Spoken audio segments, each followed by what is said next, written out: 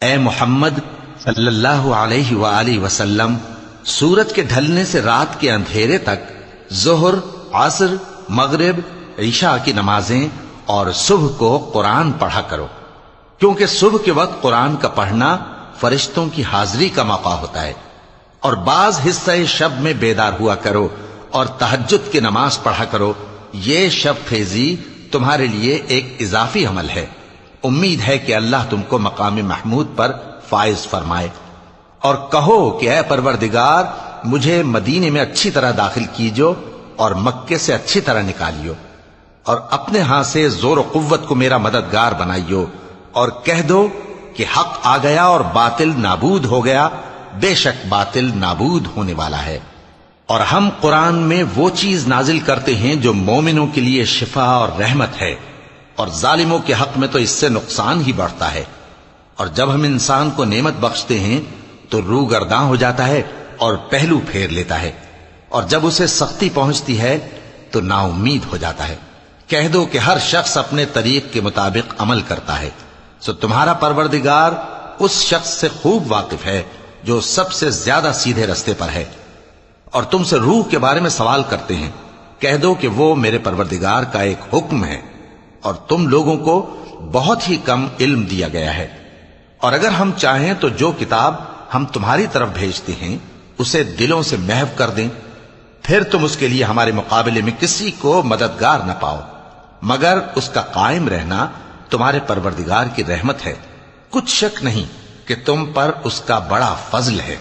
کہہ دو کہ اگر انسان اور جن اس بات پر مجتمع ہوں کہ اس قرآن جیسا بنا لائیں تو اس جیسا نہ لا سکیں گے، اگرچہ وہ ایک دوسرے کے مددگار ہوں۔ اور ہم نے قرآن میں سب باتیں طرح طرح سے بیان کر دی ہیں، مگر اکثر لوگوں نے انکار کرنے کے سوا قبول نہ کیا،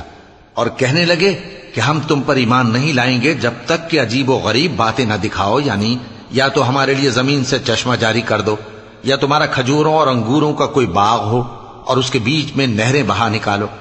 یا جیسا تم کہا کرتے ہو ہم پر آسمان کے ٹکڑے گرا دو، یا اللہ اور فرشتوں کو ہمارے سامنے لے آؤ، یا تمہارا سونے کا گھر ہو، یا تم آسمان پر چڑھ جاؤ اور ہم تمہارے چڑھنے کو بھی نہیں مانیں گے جب تک کہ کوئی کتاب نہ لاؤ جسے ہم پڑھ بھی لیں۔ کہہ دو کہ میرا پروردگار پاک ہے، میں تو صرف ایک پیغام پہنچانے والا انسان ہوں۔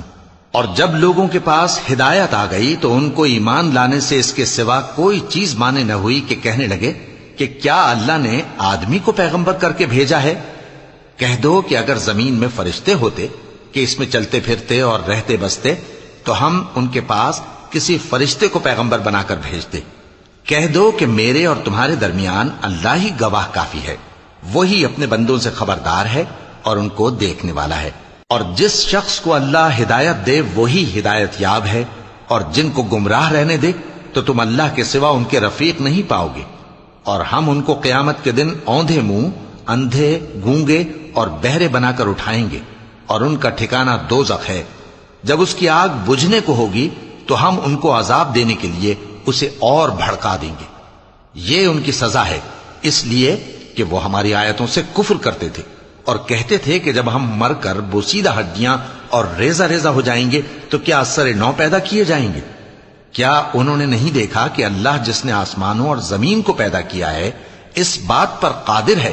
کہ ان جیسے لوگ پیدا کر دے، اور اس نے ان کے لیے ایک وقت مقرر کر دیا ہے جس میں کچھ بھی شک نہیں، تو ظالموں نے انکار کے سوا اسے قبول نہ کیا۔ کہہ دو کہ اگر میرے پروردگار کی رحمت کے خزانے تمہارے ہاتھ میں ہوتے تو تم خرچ ہو جانے کے خوف سے ان کو بند کر رکھتے، اور انسان دل کا بہت تنگ ہے۔ اور ہم نے موسیٰ کو 9 کھلی نشانیاں دیں تو بنی اسرائیل سے دریافت کر لو کہ جب وہ ان کے پاس آئے تو فرعون نے ان سے کہا کہ موسیٰ، میں خیال کرتا ہوں